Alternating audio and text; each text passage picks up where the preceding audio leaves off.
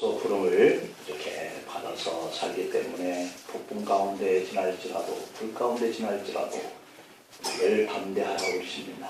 두려워 말라고 말씀하십니다. 오직 그 깊은 은혜를 찬양하라고 하십니다.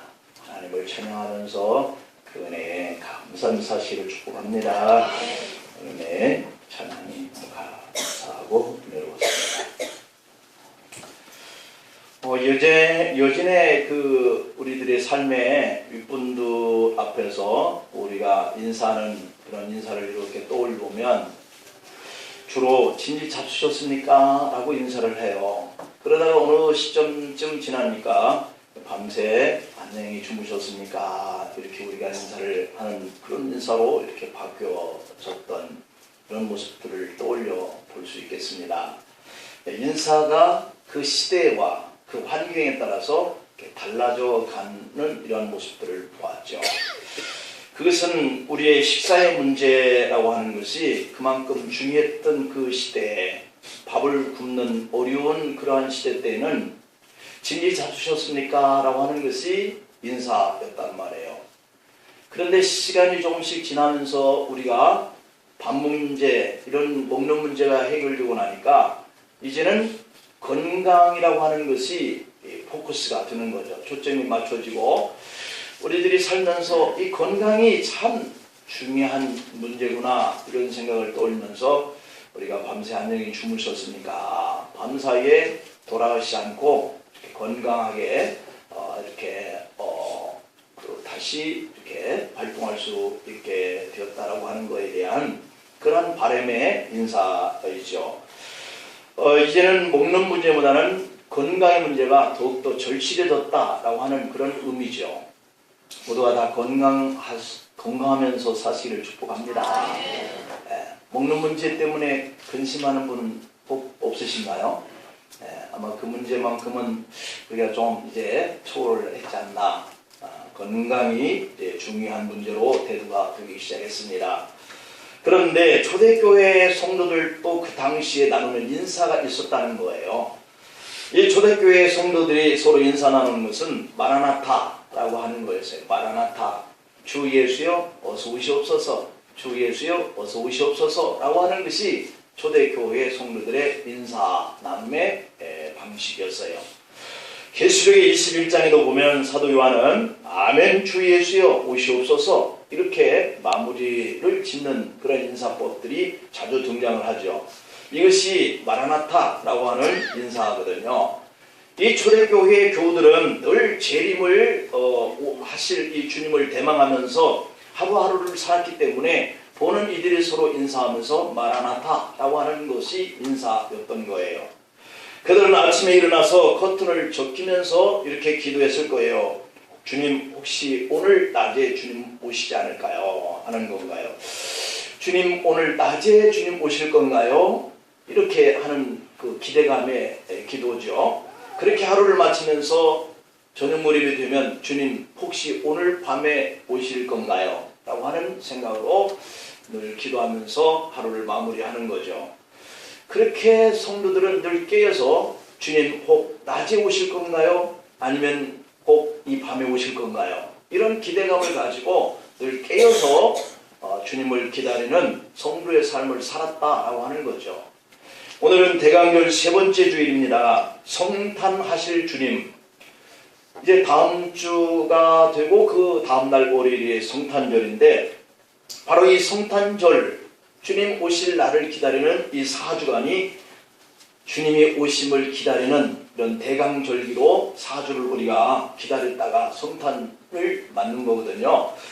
그래서 오늘은 세 번째 이제 주간을 보내고 있는 대강절입니다. 이 땅에 오신 예수 그리스도를 내가 마음으로 영접하고 다시 오실 재림의 주님을 기다리는 이런 계절이 대강절기예요.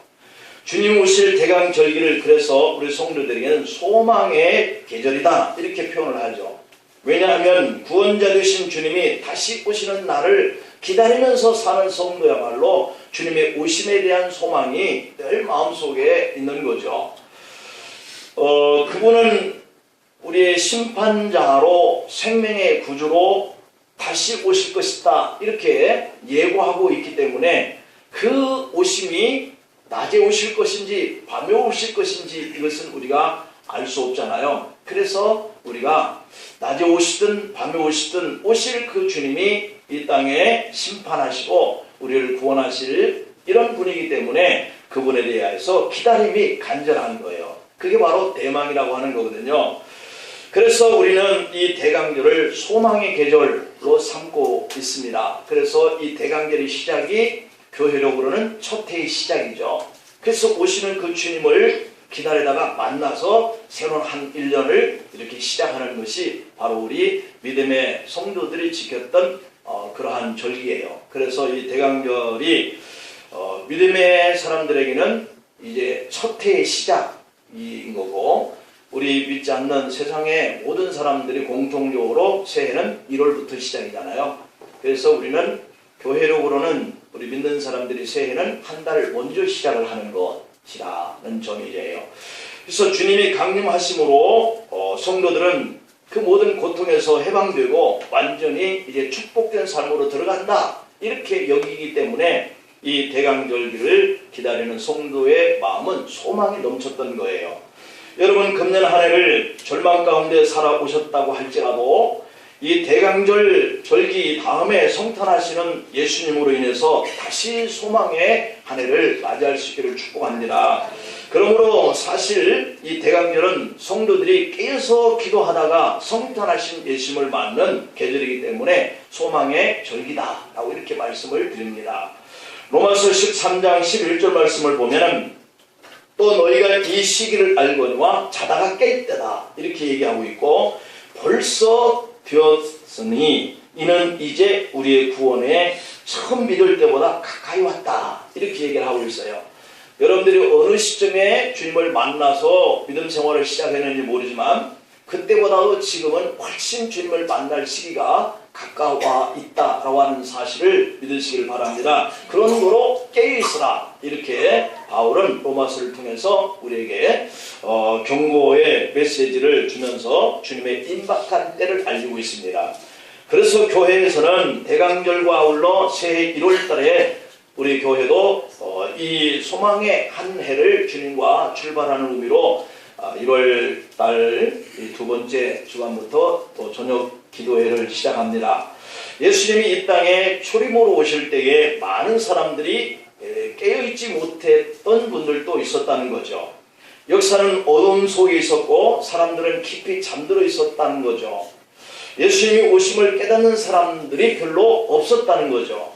단지 밤을 새워서 양을 지키던 목동들이 그 별을 따라서 주님을 발견하는 것이 그 전부였던 거죠.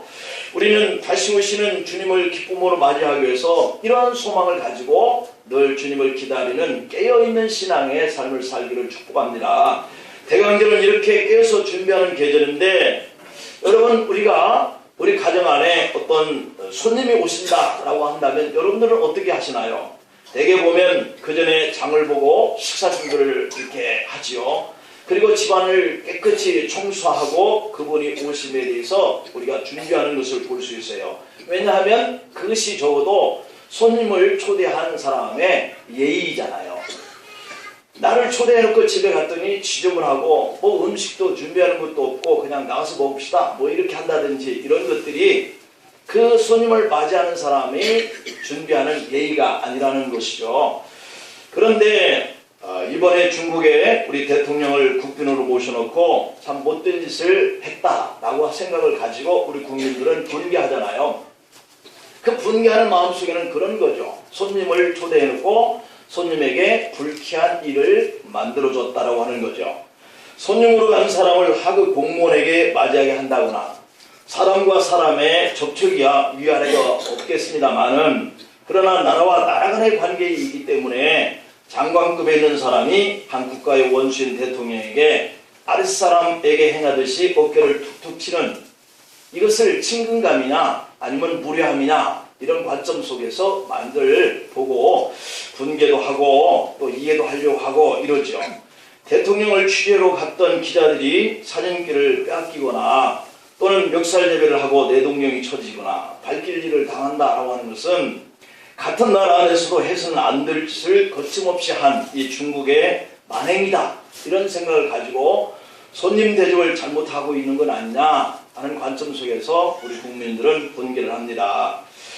우리 성도들이 다시 오실 주님을 맞이하는 이 준비가 마치 국민의 분노를 만들게 만든 이 중국인들의 행동과 같이 준비가 안 된다라고 한다면 주님께서 강림하시는 그 주님이 그를 맞이하는 준비 안 된 자들을 향하여서 분노할 것이다 라고 하는 의미를 우리가 한번 생각해 보는 거죠.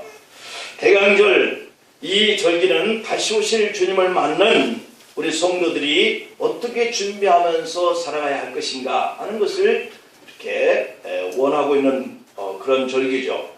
그러면 우리가 이 대강절기를 통해서라도 우리 주님을 맞이할 우리 성도의 삶은 어떻게 살아가야 할 것인가 하는 것이 오늘 이 본문에서 우리에게 주는 메시지예요. 그 첫째는 마음을 굳건하게 해야 한다, 이렇게 얘기를 하고 있어요. 마음을 굳건하게 한다라고 하는 것은 무슨 의미냐, 오늘 본문 7절과 8절 말씀에 보면 그러므로 형제들아 주께서 강림하시기까지 길이 참으라, 그러면서 예를 드는데 보라, 농부가 땅에서 나는 귀한 열매를 바라고 길이 참아 이른 비와 늦은 비를 기다리나니 너희도 길이 참고 마음을 굳건하게 하라, 주의 강림이 가까우니라, 이렇게 얘기를 하고 있어요.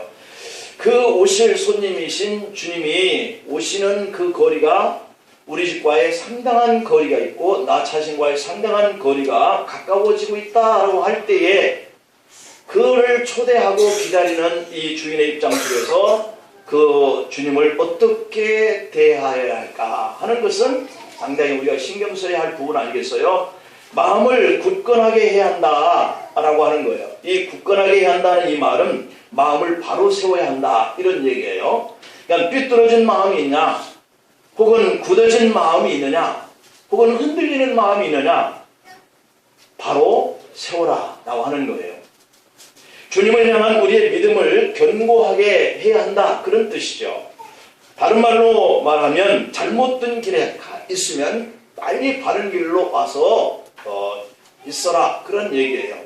우리 신앙이 곁길로 나가서 우리 주님이 오셨을 때 나를 보고 분개하다라고 하는 이러한 마음을 갖게 하는 이런 길에 서 있으면 빨리 돌이켜라, 빨리 바른 길로 바른 마음으로 돌아와 있어라, 이런 얘기죠. 예수님이 가장 기뻐하시는 마음은 준비된 마음, 회개의 심령인 줄 믿습니다. 죄를 짓는 것은 해야 할 것을 안 하는 것이 죄다 그랬고, 허물이라고 하는 것은 내가 모르고 죄를 짓는 그 일을 말하는 거죠. 그러니까 모르고 지은 죄는 허물이고 알면서도 안 하는 죄는 죄라고 하는 거예요. 그래서 이러한 것들을 우리가 깨닫게 되어질 때 바른 마음으로 돌아오는 것이 굳건한 신앙의 성도의 모습이다 라고 하는 말씀이죠. 내 마음속에 혹 더러운 것을 이렇게 쌓아놓고 있는 부분이 있다면 그것을 다 제거해야 하고, 주님 보실 때에 내 마음에, 내 삶에 아름답지 못한 삶을 살고 있다면 빨리 다시 돌이켜서 주님이 보실 때에 참 이쁘다, 아름답다, 이러한 생활로 돌이켜서 있어야 그가 주님이 오실 때 만날 때 칭찬이 있다는 얘기죠. 혹시 삐뚤어진 마음, 흔들리는 마음, 의심하는 마음이 있다면 다시 그 마음을 회개하고 견고하게 하라는 거죠. 세례 요한은 예수님이 오실 길을 준비하면서 회개하라, 천국이 가까이 왔느니라, 이렇게 선포했거든요. 그게 똑같은 의미죠. 우리가 예수님을 만나야 하는데 내 마음속에 주님을 만날 만한 준비가 안 된 상태의 더러움에, 허물에, 죄 때문에 이렇게 있다고 한다면 빨리 회개하라 하는 이야기죠. 주님을 만날 만한 그러한 마음의 신앙의 모습으로 준비하고 있어야 한다는 거죠. 한 남성이 결혼 20주년 되면서 아내에게 귀한 선물을 하고 싶었던 거죠. 그래서 몇 년 동안 돈을 모아서 어떤 것을 가지고 반지를 준비했습니다. 결혼 기념일이어서 아내에게 이 반지를 멋지게 전달해야 되겠는데 어떻게 전달할까, 그렇게 생각을 하다가 풍선을 구입해서 풍선의 줄 끝에 반지를 매달아야 되겠다 하는 생각을 한 거죠. 아내에게 근사하게 풍선과 함께 선물을 주고자 차에 트렁크에 이렇게 풍선을 넣었습니다. 그리고 기분 좋게 집으로 갔지요. 집 안마당에서 차 뒷문을 열고 풍선을 꺼내려고 하는데 풍선에 수수가 들어있어서 풍선은 반지와 함께 날아가 버리고 말았다는 거예요. 남자가 실망이 됐겠죠? 여러분 같아도 실망이 되지 않겠어요? 몇 년 동안 정성껏 모아서 아내에게 결혼기념일이라 라고 하고 한 날을 준비해서 샀던 이 반지가 풍선과 함께 날아가 버렸으니 남자에게는 얼마나 큰일인 거예요. 아내가 남편에게 이야기를 듣고 여보, 비록 반지는 풍선에 달려 날아가 버렸지만 당신이 나를 사랑하는 마음, 그것은 아직 여기에 있으니까 내가 그것으로 만족해. 그러면서 남편을 위로했다는 거죠. 여러분, 때가 되면 우리가 그렇게 잡으려고 했던 이 재물도 풍선처럼 다 날아갈 때가 올 거예요. 그러나 끝까지 남아있는 것, 이것은 내가 주님을 사랑하는 그 마음은 끝까지 남아 있어야 하는 줄로 믿습니다. 주님은 우리가 마음을 다해서 주님을 사랑하기를 원하거든요. 성결한 마음으로, 깨끗한 마음으로, 온전한 마음으로 깨어서 기도하는 이 준비된 생활이 견고하다라고 하는 것을 우리에게 요구하고 있는 거죠. 그러므로 무슨 일을 만나든지 우리 마음이 흔들려서는 안 될 줄로 믿습니다. 주님을 사랑하는 그런 견고한 믿음으로, 그런 마음으로 주님을 사랑하시기를 축복합니다. 두 번째로는, 그러면 우리 성도들이 어떤 모습으로 살아야 하느냐면, 주님 오심을 맞이하는 성도의 마음 자세는 서로 원망하지 말아라, 이렇게 얘기를 하고 있어요. 서로 원망하면 안 된다는 거예요. 여러분, 한번 옆 사람 한번 이렇게 쳐다보세요. 내가 이 사람 원망하면서 사는가 하고요. 같은 교우들이라도 서로 원망하는 이런 마음을 품을 수 있고, 또 가족들 간에도 원망하는 마음을 품을 수 있지 않겠어요? 본문 9절에 한번 볼까요? 형제들아, 서로 원망하지 말라. 그리하여야 심판을 면하느니. 원망하고 안 하는 것이 문제가 아니에요. 내가 원망하는 그것 때문에 하나님 앞에 심판을 받게 되는데, 이 하나님이 오신다는 거 아니겠어요? 그분이 오셔서 우리의 삶의 자리를 심판할 때 네가 원망하는 이 모습을 가지고 계속 살았다라고 한다면, 그것에 대해서 주님이 뭐라 하느냐면 심판을 면하리라, 이렇게 얘기하고 있는 주체가 원망이라고 하는 점이에요. 이 원망이라고 하는 것은 역사하는 힘이 굉장히 커요. 그 원망 이 뒤에 부작용이 많다, 그런 얘기죠. 이스라엘 백성들은 원망 때문에 광야에서 하나님의 심판을 받아요. 고린도전서 10장에 보면 이스라엘 백성이 심판받은 세 가지 이유가 나오는데요. 첫째는 우상숭배이고, 두 번째로는 간음이고, 세 번째로는 원망이에요. 그러니까 우상숭배와 간음과 그리고 원망 때문에 이 이스라엘 백성들이 하나님 앞에 심판을 당하여 망하였다는 거죠. 이스라엘 백성은 작은 어려움에도 하나님을 원망하고 모세를 원망하고 지도자들을 원망했어요. 그것이 그들이 광야 40년 동안에 광야에서 죽어가야 했었던 이유였어요. 오늘 또 이 광야의 40년은 우리 인생이 주님이 우리를 부르실 때까지의 삶의 그 과정을 이 광야라고 그렇게 표현을 하잖아요. 그러니까 이스라엘 백성들도 하나님을, 주변의 사람들을 원망하다가 그렇게 죽어갔는데, 오늘 우리들도 똑같이 원망하다가는 이렇게 그들에 당한 그런 심판을 통하여서 죽게 된다는 거죠. 오늘 또 우리 공동체에서 혹은 가정 안에서 가장 많이 일어나는 것이 서로에 대한 원망인 것 같아요. 환경에 대한 원망. 그런데 성경은 그러한 믿음을 가지고 있는 사람은 강림하실 주님을 맞이할 수 없다는 거예요. 왜냐하면 주님이 오셔봐야 그들에게 천국으로, 상급으로 멸류관을 줄 수 있는 칭찬이 아니라 심판이 있으리니, 이게 기다리고 있는데 원망하는 사람이 주님을 기다려봤자죠. 그렇기 때문에 믿음의 사람들에게, 가장 주님을 기다리는 사람들에게 필요한 것은 원망하지 말아라, 이렇게 얘기를 하고 있어요. 그래서 오시는 주님을 대망하는 우리 성도의 마음 안에 이 원망과 미워하는 마음을 비우고 겸손한 마음을 가져야 한다는 거죠. 사실 누군가를 미워한다는 것은 내 마음속에 증오심을 품고 살게 만들어요. 그런데 이 증오심은 사람을 대할 때마다 적대감을 갖게 만들거든요.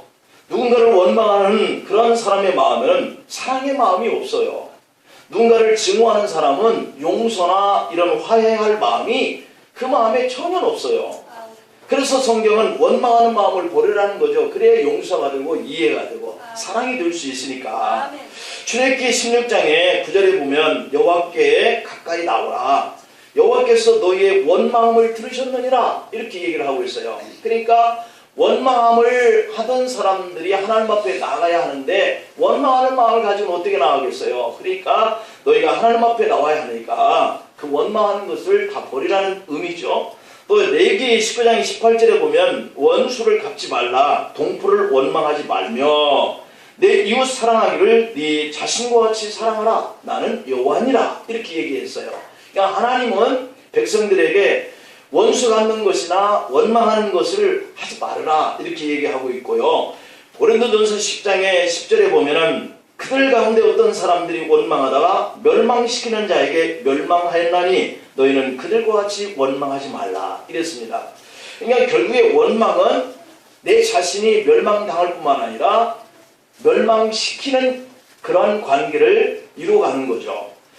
대만에 주씨라고 하는 청년이 있었는데요. 결혼 정년기가 되어서 부모가 중매를 해서 좋은 며느리를 맞아들이게 되었어요. 이 좋은 며느리라고 하는 것은 시어머니 쪽에서 좋은 며느리였죠.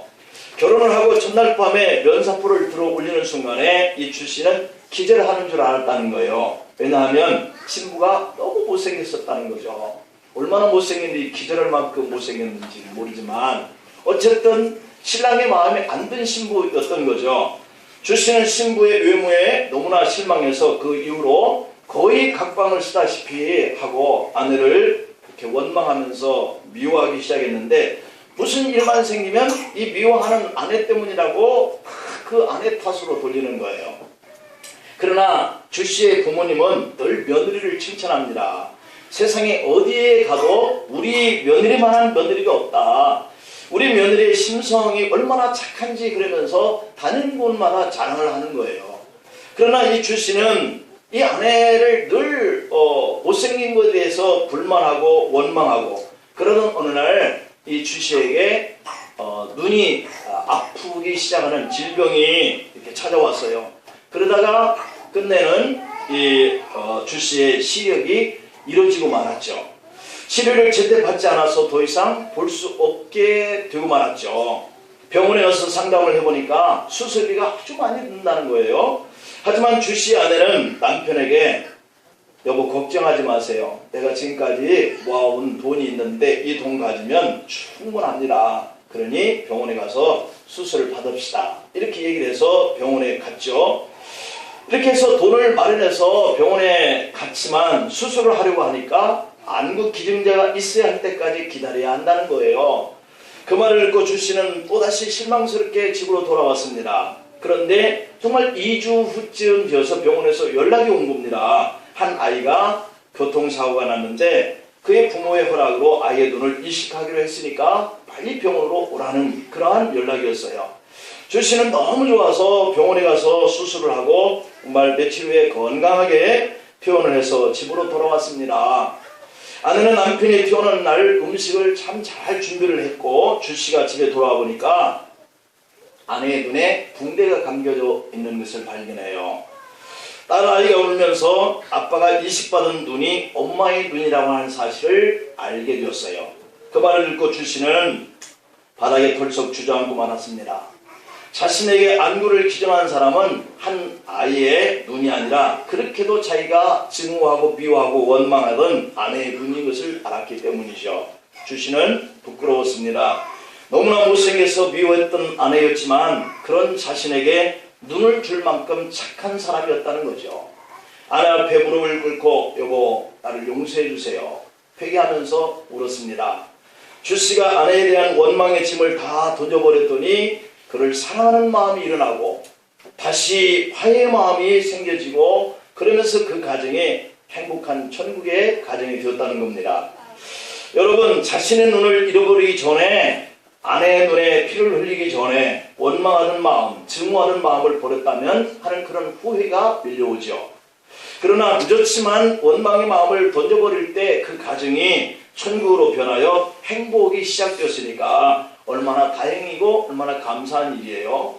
주님 오심을 기다리는 동안 사람을 보고 환경을 보고 원망과 미움과 섭섭함과 증오심으로 우리가 지금까지 살아왔다면 지금 회개하라는 거예요. 돌이키라는 거예요. 왜냐하면 지금도 늦지 않았다. 모든 다툼의 시작인 이 증오와 원망의 마음을 비워내고 주님을 기다리는 이러한 사랑의 마음을 가지고 우리가 서로 가족과 그리고 이웃들과 또 회사 산하에서 모든 인간의 이 관계를 우리가 원망과 미움과 증오를 버리고 화평함을 이루셔서 다시 오실 이 평화의 왕 주님을 그렇게 멋지게 맞이할 수 있기를 축복합니다.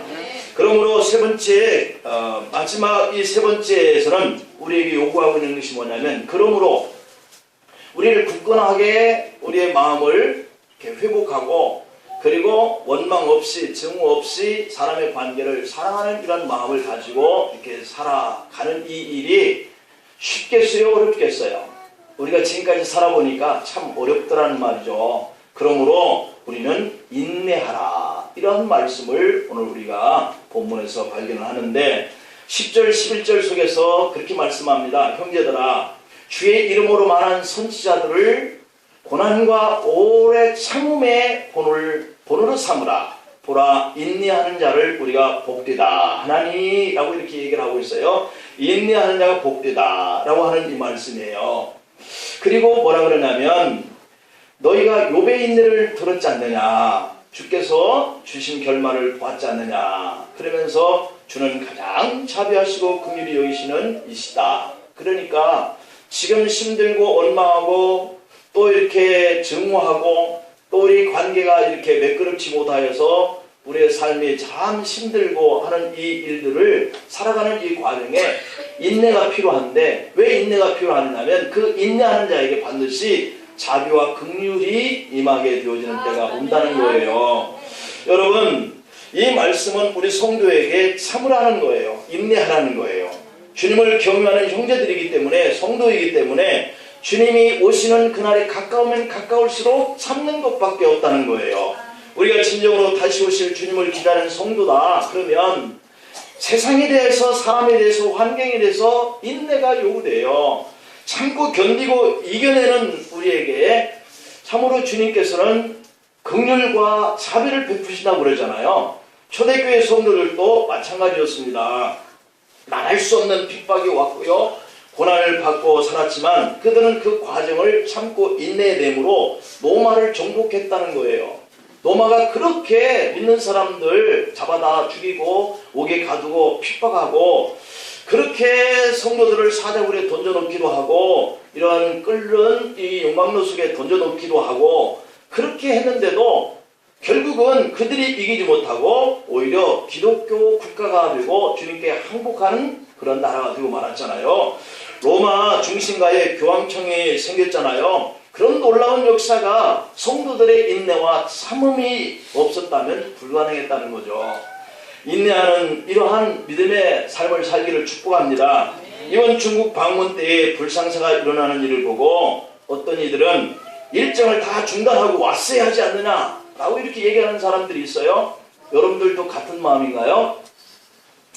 그 모든 일정을 그때 중단하고 왔어야지 비굴하게 이렇게 생각하는 사람들도 있어요. 강경 대응을 해서. 그럼 왔었다고 한다면 과연 어떻게 될까요? 앞으로 중국과의 우리 관계가 비록 우리가 그런 일을 당했지만 참고 우리도 그들에게 그러한 일을 당하지 않을 만큼 힘을 기르고 강한 국가가 되어가는 이 일로 우리가 그 일을 이렇게 이겨낼 수 있는 대가의 열매를 이렇게 얻어야 되겠다는 이런 마음을 가지고 인내해야 마는 거죠. 로마의 그러한 그 중심에 우리 기독교인들이 그러한 죽음을 당하고 핍박을 당하고 고통을 당할 때 모든 사람들이 다 저항을 포기하고 그들 앞에 배도하는 이런 일들이 있었다면 아마 그들은 힘으로 우리를 제압하는 이 일에 성도와 불복하는 것 때문에 결코 그들은 기독교 국가가 될 수 없었을 거란 말이에요. 인내하는 자가 마지막 승리 열매를 먹을 수 있는 것을 믿으시길 바랍니다. 야고보서 1장을 보면 너희는 인내를 온전히 이루라 그랬어요. 인내하라는 정도에서 좀 더 깊은 그러한 것을 요구하고 있죠. 온전히.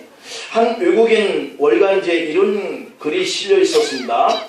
한국인은 상하관계는 철저하나 수평관계는 소홀히 여긴다. 한국인은 일을 평가할 때 객관성보다는 자기의 주관적 감정을 앞세운다. 한국인을 움직이는 것은 윤리적이고 도덕적인 것 같지만 실제는 돈과 권력이다. 한국인은 조급성을 가지고 있어 기다림이나 꾸준함이 부족하다. 이렇게 외국인이 우리 한국인을 그렇게 평가하고 있다는 거죠. 어떤 분은 자기의 성격이 급해서 늘 실수합니다. 그래서 하나님 앞에 기도 제목이 하나님 인내심을 주소서 이렇게 기도했는데요. 그런데 그가 기도를 어떻게 했느냐면요. 하나님 저에게 인내심을 주세요만 했으면 참 좋겠는데 놀라지 마십시오. 그가 하나님 앞에 기도하기를 하나님 저에게 지금 당장 인내심을 주세요 이렇게 기도했다는 거 아니겠어요. 그러니까 성질이 급한데 급한 대로 기도도 똑같은 제목으로 당장 지금 막 내려달라는 거죠. 여러분 우리 속담에 시작이 반이라는 말이 있지 않습니까? 이 말은 시작을 했으니까 인내심을 가지고 있다 보면 나머지 일을 잘 마무리하게 될 것이다 라고 하는 그 기대감이 있는 거죠. 포기하지 않는 믿음, 인내하면서 기다리는 그것이 주님을 기다리는 우리 성도의 세 번째 삶의 요구사항입니다. 우리가 신앙생활을 하다 보면 어려울 때 만나죠. 그것 때문에 사람들은 시험 들 때도 있고 의심이 들 때도 있고 이제 교회 안 나갔다. 나 하나님 안 믿는다. 이렇게 위기가 찾아올 수도 있다는 거죠. 하지만 그 위기 앞에서도 흔들림 없이 꾸준히 인내하고 참고 견디는 성도가 신앙의 승리자가 될 줄로 믿습니다. 권사님, 장로님들이 교회를 섬기는 것도 참 쉽지 않아요. 그런데 또한 목회자로서 교회를 섬기는 것도 더 쉽지 않습니다. 어느 선배 목사님이 그런 말을 해요. 어느 교회에서 10년을 목회했으면 그 앞에서 고개를 들지 말라. 어느 교회에서 20년을 목회했다면 그 앞에서 무릎을 꿇어라. 어느 교회에서 30년을 목회했다면 그분이 너무 존경스러워서 쳐다볼 수도 없다라고 하는 말을 했다는 거죠. 그만큼 한 일에 참아 인내하는 것이 어렵다 그런 얘기죠. 여러분 왜 이런 말씀을 했을까요? 그만큼 인내하는 사람이 존경스럽다는 거죠. 오늘 우리 김재익 장로님이 사무실에 와서 얘기하는 얘기를 잠깐 하는 중에 그런 얘기를 해요. 우리 장로님과 같이 일하는 그 집중에 일하는 사람들이 거의 다 어떤 사람이 관계를 25년 동안 우리 장로님하고 계속 일을 같이 하는데 그분 하는 말이 그랬다는 거예요.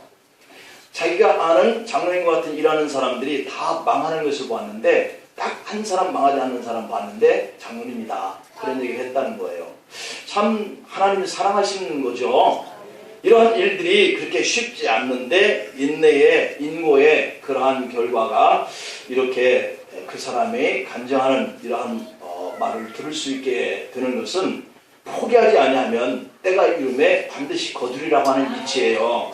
성경에는 세 가지 예를 들고 있는데요. 농부의 인내를 들고 있잖아요. 오늘 이 본문에 그 농부가 7절에 보면 땅에서 나는 귀한 열매를 바라기 때문에 키 참아서 이른 비와 늦은 비를 기다린다. 이렇게 인내를 표현하고 있고요.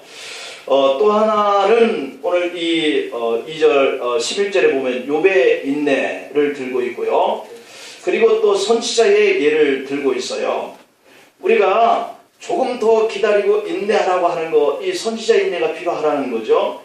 하나님이 주신 말씀을 전하면서 매도 맞고 도래도 맞고 감옥에도 가고 톱으로 켜여쳐서 잘려서 순교당하기도 하잖아요. 그러나 인내하고 그들의 사명을 감당했더니 하나님의 역사가 계속 오늘날까지 이어올 수 있다는 거죠. 욥의 인내도 그렇죠. 하루아침에 많은 재산을 다 탈취당하고 10명의 자녀가 태풍으로 인해서 다 죽고 건강도 잃어버려서 기왓장을 가지고 자기 몸을 긁어댈 만큼 혹독한 병에 들리고 이 모습을 보고 그의 부인은 하나님을 저주하고 죽으라 라고 했어요. 이때에 욥이 원망하고 그러자 차라리 내 목숨을 끊어내고 하나님 저주하고 죽자 이렇게 하지 않았잖아요. 오히려 그 고난을 잘 극복해내고 원망하지 않고 인내했어요. 농부가 인내하니까 열매를 거뒀어요. 선지자가 인내하니까 복음이 오늘날까지 전해지고 있어요. 이 인내하는 믿음을 보시는 하나님이 욥기 42장에 보면 욥의 노년에 갑절의 축복을 주셨다 그랬어요. 여러분, 농부의 인내, 선지자의 인내, 욥의 인내를 가지고 여러분들 굳건하게 서시기를 바랍니다. 원망 없이 늘 이해하고 용서하고 사랑하면서 사십시다. 그리고 끝까지 그 열매의 결실을 거둘 수 있도록 참아 인내하시기를 간절히 축복합니다. 기도하십니다.